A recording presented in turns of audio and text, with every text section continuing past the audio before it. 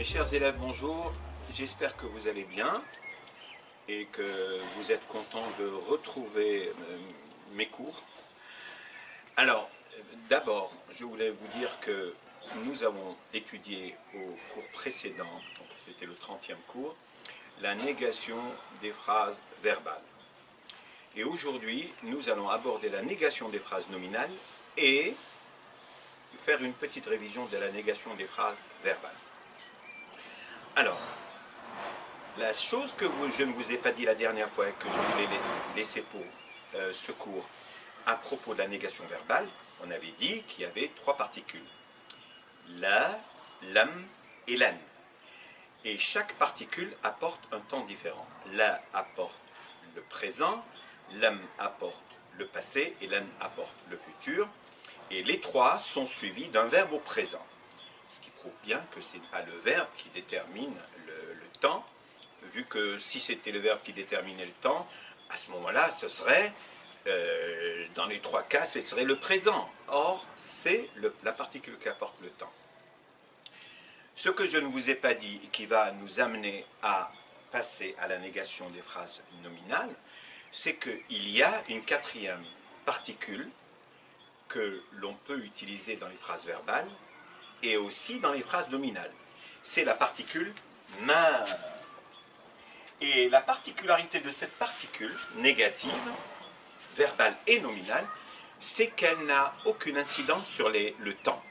Donc en fait, vous prenez un verbe au passé, au présent et au futur, et vous mettez dans les trois cas « ma ». Donc elle est plus facile d'utilisation.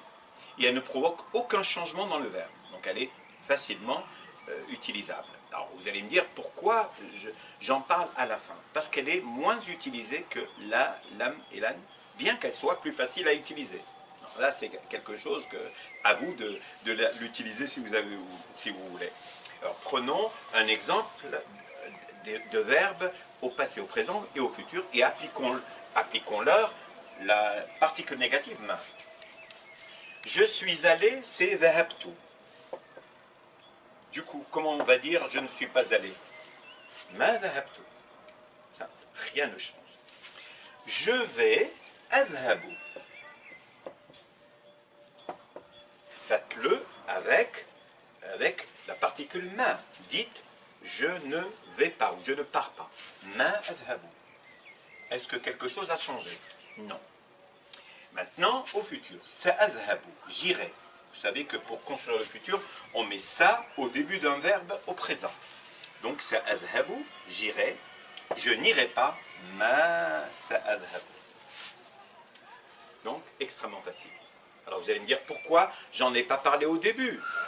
Parce que, même si c'est plus facile d'utiliser, eh ben c'est lam, la et lan qui sont le plus utilisés plutôt que ma. Et donc, vous n'êtes pas obligé de suivre les autres personnes, vous pouvez utiliser ma dans vos négations. Hein? Vous la trouvez plus simple, donc utilisez-la. Maintenant, revenons, alors là vous avez compris que vous prenez n'importe quel temps, vous mettez ma et vous avez la négation. Pour vous faire un petit rappel, imaginez que j'utilise les trois particules. Qu'est-ce que je vais dire pour dhahabtu? Pour dire, dhahabtu veut dire je suis allé. Comment vous allez dire je ne suis pas allé? Rappelez-vous, c'est laquelle? C'est lam. Mais si j'utilise lam, est-ce que je laisse dhahabtu? Non, je vous ai dit que pour les trois particules négatives verbales, à part ma, les verbes doivent être au présent. Donc, ma adhabu et pas ma dhahabtu. Et si je dis la négation du présent, la adhabu, je laisse comme ça parce qu'il est au présent. Et si je dis je n'irai pas, est-ce que je vais dire lan sa'adhabu? Non, parce que j'ai dit qu'avec les trois particules, c'est le présent. Donc on doit lan adhab. Alors, la seule chose que je vous rappelle, c'est que j'avais dit qu'avec lam, pour le passé, la dernière voyelle disparaît. Lam adhab. Vous pouvez laisser sans, ou vous pouvez mettre un soukoun. Soukoun veut dire pas de voyelle. Pas de voyelle.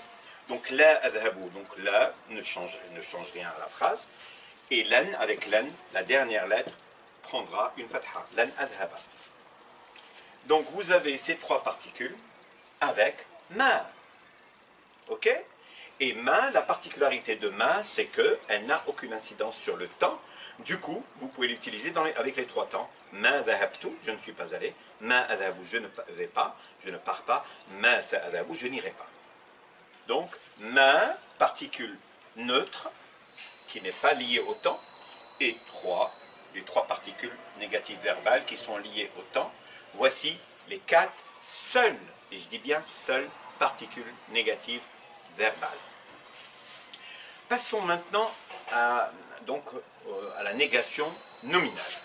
Et qui dit négation nominale dit phrase nominale. Donc on va prendre une phrase nominale. Et pour aborder la négation des phrases nominales, on va prendre un exemple qu'on a déjà vu dans nos précédents cours. Je suis professeur, ana oustad. Et on avait dit qu'en français c'est une phrase verbale, vu qu'il y a l'auxiliaire être, je suis professeur. En arabe c'est une phrase nominale parce qu'il n'y a pas l'auxiliaire être. Et on a dit que ça ne pouvait se faire qu'au présent. Au passé et au futur, on a besoin de l'auxiliaire arabe, qui est l'équivalent de l'auxiliaire être français et l'auxiliaire arabe, donc, qui est ken. Donc on n'en parle pas pour l'instant. D'accord? On est devant une phrase nominale. Ok.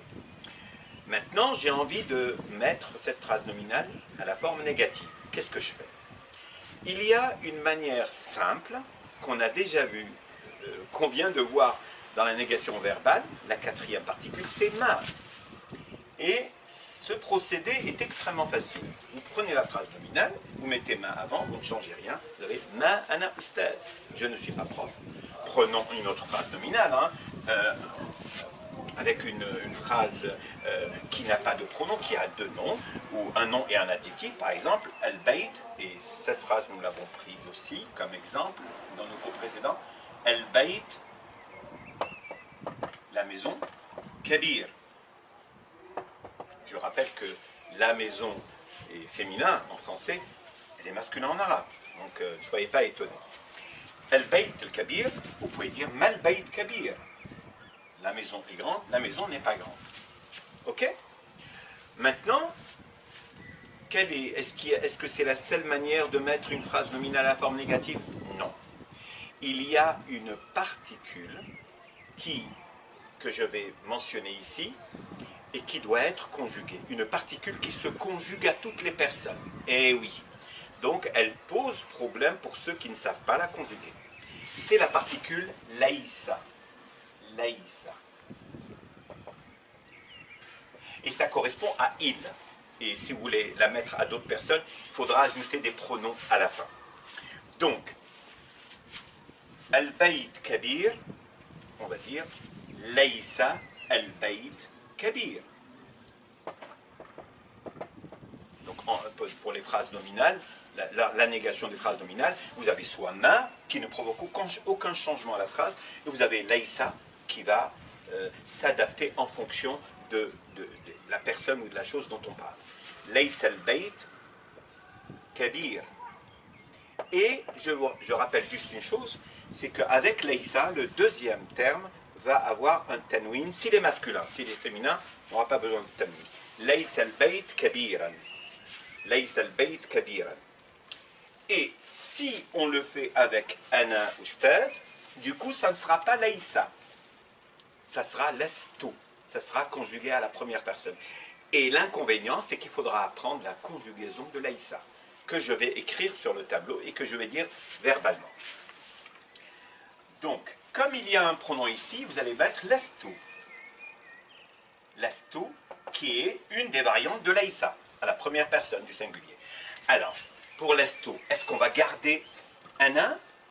Ben non, parce que dans lastu, il y a le pronom de je. Donc, lastu, du coup, on enlève ana. Lastu, et on vous rappelle qu'il y a un à la fin, lastu ustadan. Si c'était une femme qui parlait, on aurait dit lastu ustada. On aurait mis ta marbuta. On n'aurait pas eu besoin de me dire lastu ustadatan. Très peu de gens le font, donc lastu ustada. Mais pour je, lastu ustadan. Alors si vous avez oublié an, ce n'est pas un drame. Donc voici ce que je voulais vous dire, et je vais juste finir en vous donnant toutes les formes de Laysa en 1 minute avant de vous dire au revoir. Et donc je vais vous les donner dans l'ordre. Donc d'abord, je ne suis pas lestu, tu n'es pas lesta, tu n'es pas féminin lesti, il n'est pas, donc c'est l'infinitif laïsa, c'est le seul où il n'y a rien à la fin, elle n'est pas laïsat, nous ne sommes pas lesna, vous n'êtes pas lestum, et ils ne sont pas laïsou, avec un alif qui ne se prononce pas. Laïsou. Voici toutes les formes. Donc pour faire la négation, pour une phrase nominale, vous avez soit main, plus facile, vous ne changez rien, vous mettez main au début, soit laïsa qui est plus utilisé. Alors vous allez me dire pourquoi main est plus facile, moins utilisé, c'est comme ça.